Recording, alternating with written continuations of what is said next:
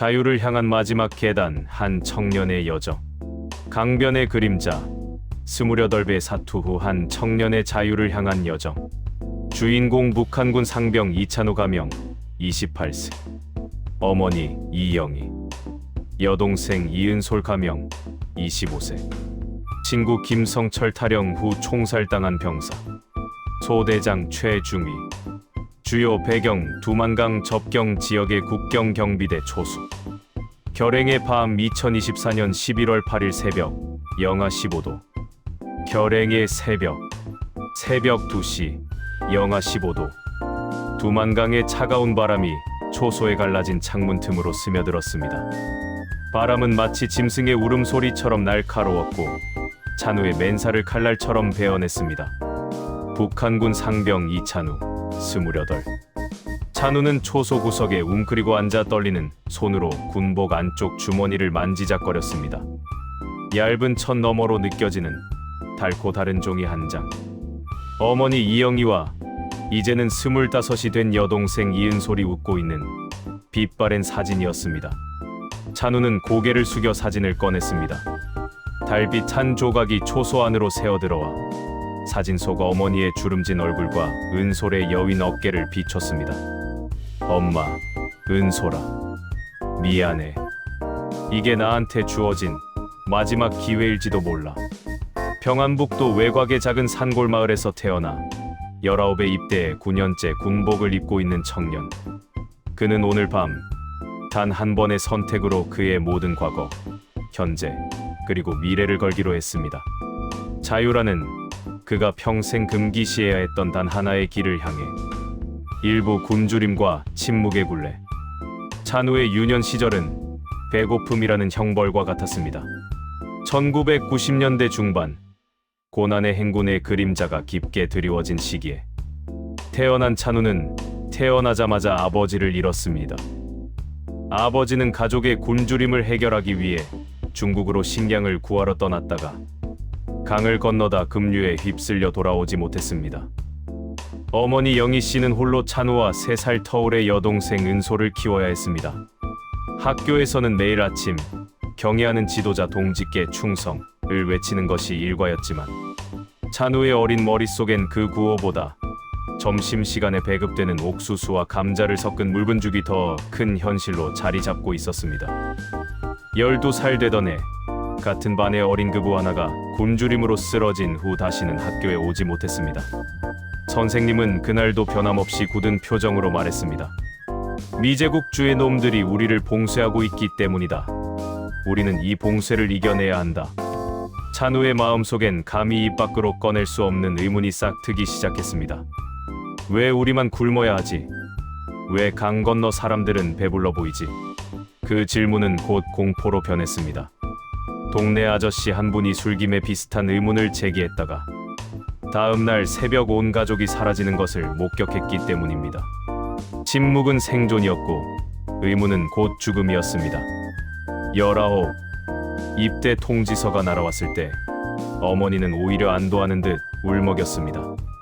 군대에 가면 적어도 굶어 죽진 않는다고 하더라. 찬우야, 거기서 밥 잘 먹고 살아서만 돌아와. 그것만 엄마한테 지켜줘. 하지만 군대는 어머니의 기대와 달리 집보다 더 혹독한 굶주림이 지배하는 곳이었습니다. 하루 두 끼의 옥수수죽으로는 고된 노동을 견딜 수 없었고 겨울이면 영하 20도를 오르내리는 추위 속에 동상으로 발가락을 잃는 전우들이 속출했습니다. 2부 균열과 절망의 증언. 입대 3년차, 찬우는 두만강이 내려다 보이는 국경 경비대로 배치받았습니다. 그곳에서 그는 다른 세상을 매일 밤 목격했습니다. 강 건너 중국의 작은 마을. 그곳은 항상 환한 불빛으로 가득했고 자동차들이 자유롭게 오갔습니다. 때로는 강을 넘어 흥겨운 중국 노래와 사람들의 웃음소리가 흘러들어왔습니다. 그 소리는 찬우의 가슴을 낯선 통증으로 파고들었습니다. 저기 사람들은 정말 배부를까? 저들은 우리처럼 굶주림을 모를까?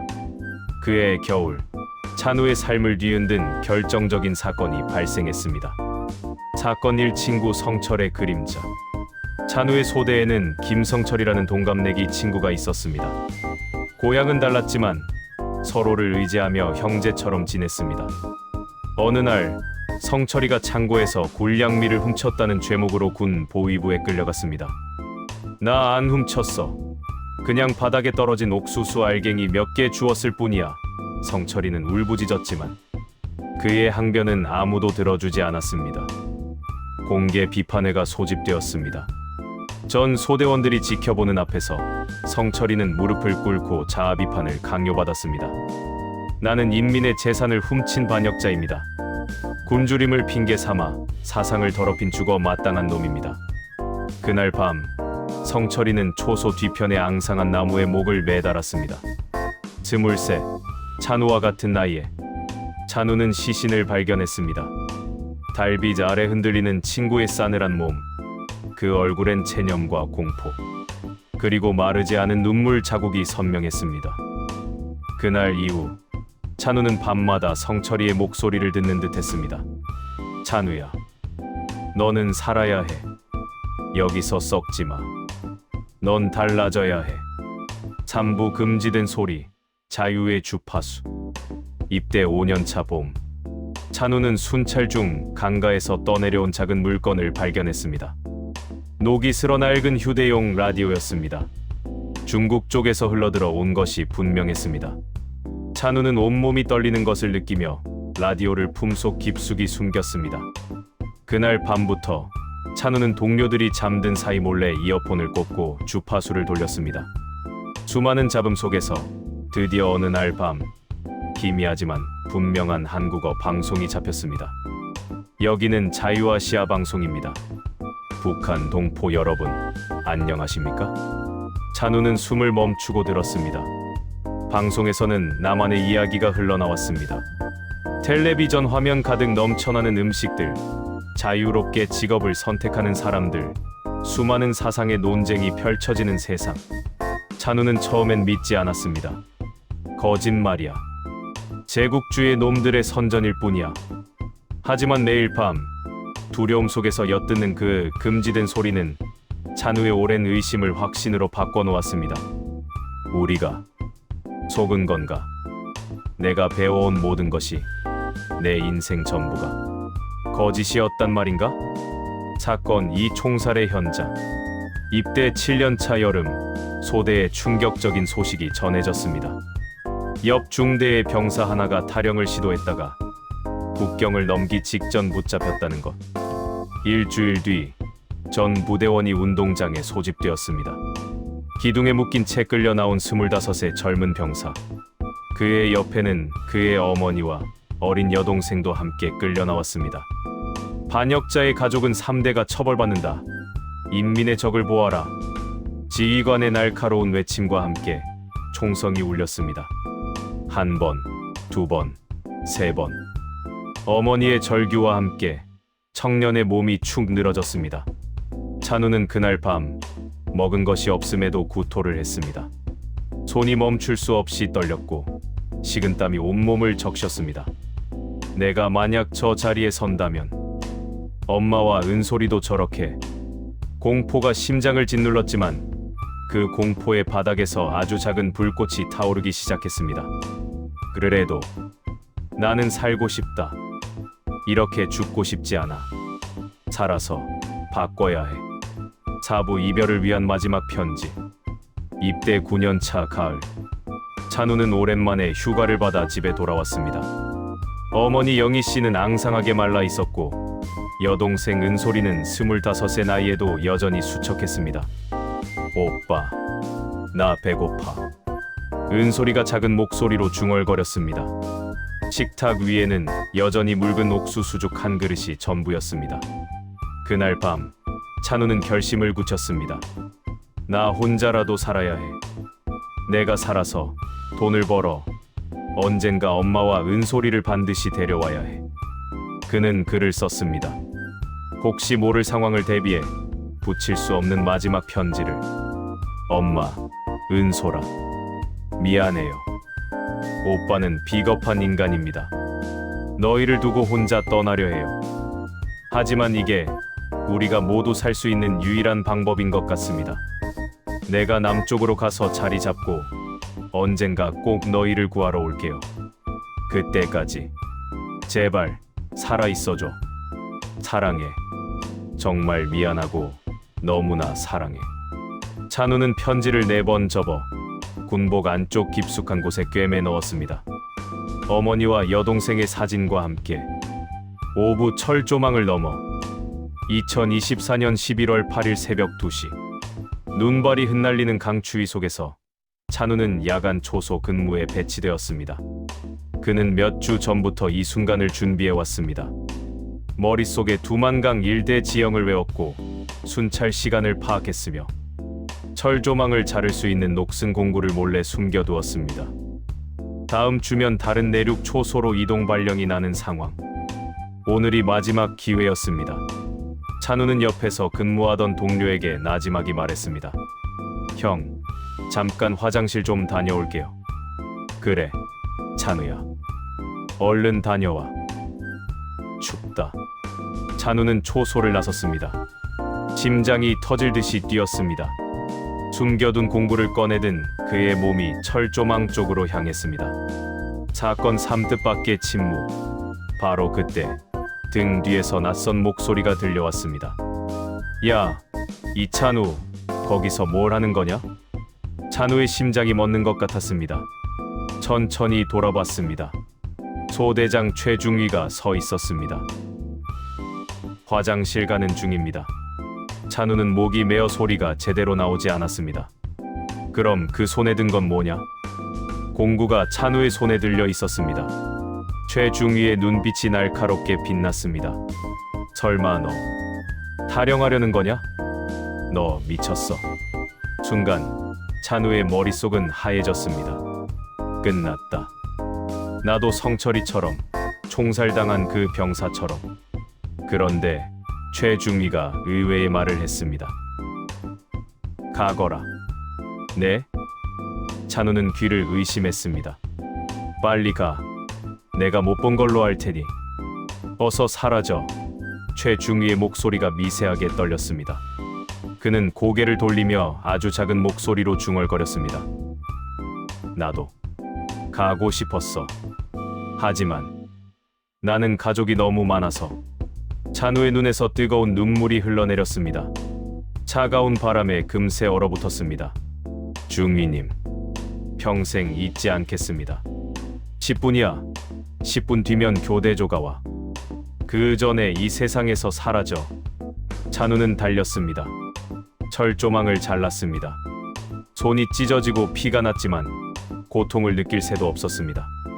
두만강의 강변으로 내려가 얼음을 깨고 물속으로 뛰어들었습니다. 물은 심장을 멈추게 할 만큼 차가웠습니다. 숨이 막혔고 온몸이 순식간에 굳어갔습니다. 엄마, 은솔아, 미안해. 하지만 살아야 해. 내가 살아야 너희도 살릴 수 있어. 찬우는 필사적으로 헤엄쳤습니다. 팔다리가 떨어져 나갈 것 같았지만 멈출 수 없었습니다. 자유가, 생존이 저 강 건너편에 있었습니다. 육부 경계의 조. 새벽 4시 12분. 남쪽 강변의 대한민국 군 초소. 보초를 서던 이등병이 강 쪽에서 무언가 움직이는 것을 발견했습니다. 강호 이등병, 강 쪽에서 사람이 올라오고 있습니다. 뭐? 확인해, 경계. 손전등 불빛이 찬우를 비췄습니다. 그는 온몸이 물에 젖은 채 비틀거리며 강변을 기어오르고 있었습니다. 손들어. 움직이면 쏜다. 총구가 찬우를 향했습니다. 찬우는 힘없이 무릎을 꿇었습니다. 떨리고 쉰 목소리로 그는 일생에서 가장 중요하고 간절한 말을 내뱉었습니다. 저는 북쪽에서 왔습니다. 귀순하고 싶습니다. 그 말이 끝나는 순간 그의 몸이 차가운 자갈밭 위로 쓰러졌습니다. 극도의 저체온증과 탈진이었습니다. 7부 새 세상의 충격파. 찬우가 다시 눈을 떴을 때 그는 병원 침대에 누워 있었습니다. 깨끗한 하얀 침대 시트, 몸을 감싸는 따뜻한 이불, 환한 조명. 그리고 친절한 간호사의 미소. 깨어나셨네요. 몸은 괜찮으세요? 찬우는 아무 말도 할 수 없었습니다. 그저 눈물이 하염없이 흘러내릴 뿐이었습니다. 굶주림과 공포가 없는 따뜻함에 대한 낯선 감격이었습니다. 여긴 천국입니까?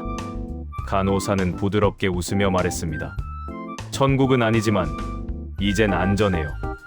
당신은 이제 대한민국에 있어요.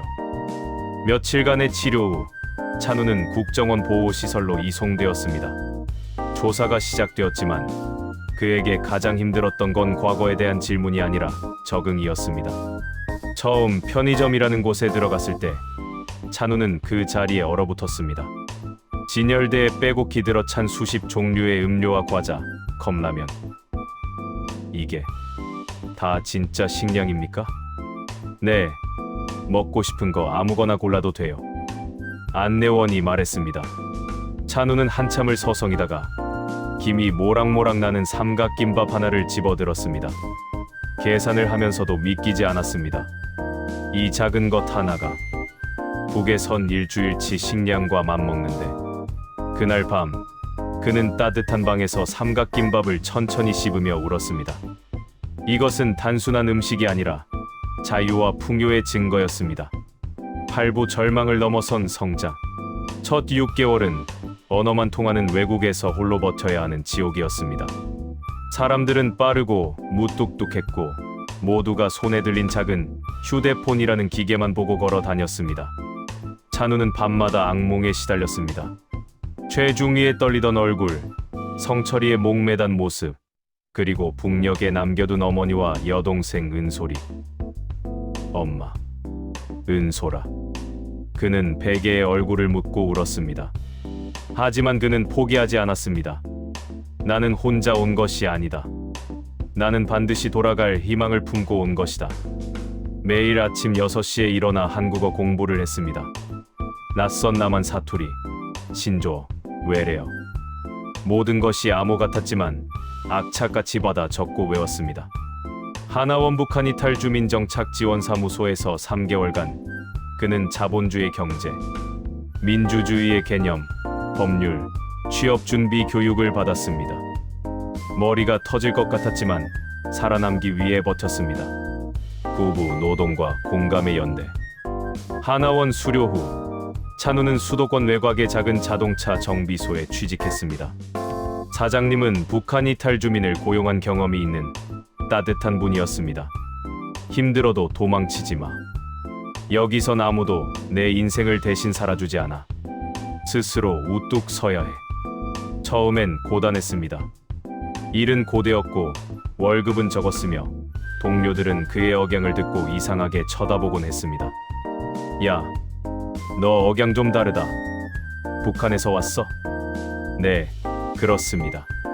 와, 진짜. 그럼 거기 진짜 다들 굶어. 찬우는 애써 웃으며 대답했지만 속으로는 상처받았습니다. 나는 구경거리가 아니다. 나는 한 사람의 인간이다. 하지만 시간이 흐르며 동료들과 진심으로 친해지기 시작했습니다. 그들은 찬우에게 남한 문화를 알려줬고 찬우는 그들에게 북한의 현실을 솔직하게 들려줬습니다. 공감이라는 이름의 다리가 놓이기 시작했습니다. 3년이 흘렀습니다. 찬우는 이제 정비소의 베테랑 기술자가 되어 있었습니다. 작은 원룸에서 살았고 매달 꼬박꼬박 저축을 했습니다. 통장에 찍히는 숫자는 북쪽에 두고 온 가족을 데려올 희망의 금액이었습니다. 어느 날 그는 북한 이탈 주민 지원단체로부터 연락을 받았습니다. 새로 넘어온 청년들에게 상담을 좀 해주실 수 있으세요? 찬우는 그곳에 갔습니다. 23세 앳된 청년이 불안하고 절망적인 눈빛으로 그를 바라보고 있었습니다. 형님, 저는 여기서 잘 적응할 수 있을까요? 너무 무서워요. 청년의 목소리가 떨렸습니다.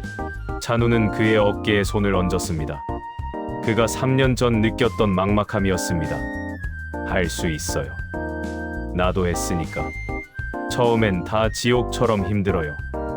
하지만 하루하루 이를 악물고 버티다 보면 어느새 당신도 이곳 사람이 되어 있을 거예요. 가족이, 엄마가 너무 보고 싶습니다. 청년이 울음을 터뜨렸습니다. 찬우도 눈시울이 붉어졌습니다. 나도요. 나도 매일 밤 그리워해요. 하지만 우리가 여기서 잘 서야, 잘 살아야 언젠가 그들을 구할 수 있어요. 그게 우리가 살아야 할 이유입니다. 그날 이후 찬우는 주말마다 그 단체에서 봉사를 했습니다. 자신이 받았던 따뜻한 도움을 이제 절망에 빠진 다른 이들에게 나눠주는 것. 그것이 그가 철조망 너머에서 찾은 새로운 삶의 의미였습니다. 그 자유의 증거. 5년이 지난 지금 이찬우는 작은 자동차 정비소를 인수하여 운영하고 있습니다. 직원도 둘을 고용했고 그중 한 명은 최근에 남쪽으로 온 북한 이탈 주민 청년입니다. 매일 밤 그는 정비소 옥상에 올라 여전히 북쪽 하늘을 바라봅니다.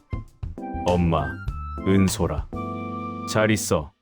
오빠는 여기서 잘 살고 있어. 언젠가 꼭 다시 만나자. 그의 책상 위엔 낡은 사진이 놓여 있습니다. 어머니와 여동생이 함께 찍은 그날의 사진. 찬우의 이야기는 아직 끝나지 않았습니다. 철조망을 넘은 그날, 그의 진짜 인생이 시작되었으니까요.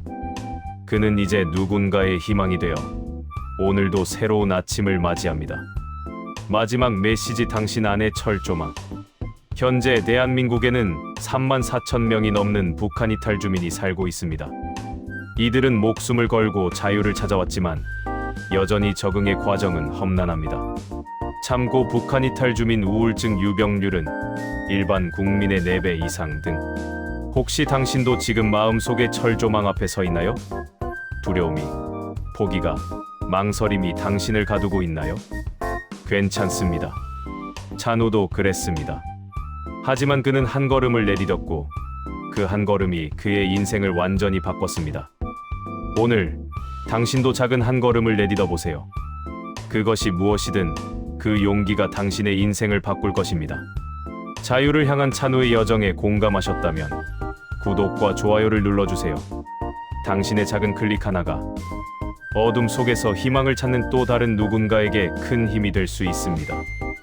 구독해주시면 세상을 바꾼 이들의 진짜 이야기를 계속해서 함께 나눌 수 있습니다. 좋아요를 통해 따뜻한 연대의 마음을 보여주세요.